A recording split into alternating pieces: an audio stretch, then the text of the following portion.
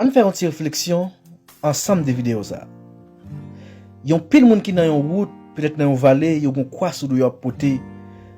On compare quoi ça journée aujourd'hui avec un problème, yon chay qui wa poté, surtout pour chrétien yo.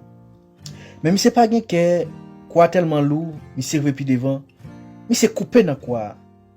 L'après mi c'est quoi vinn pi léger, mi ça courir prendre devant tout le monde qui est devant yo. L'autre moun yo kembeke, yo nan vallée ya, yo ouais si yo te ka arrive.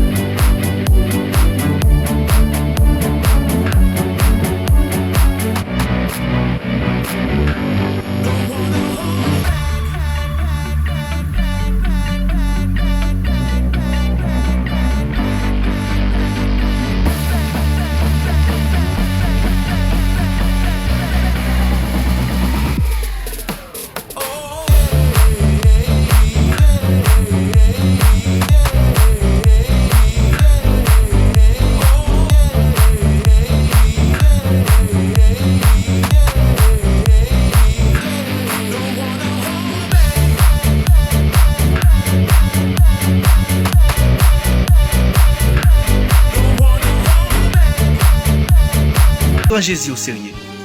Si porter dans soyez pour capable de juger. Partagez.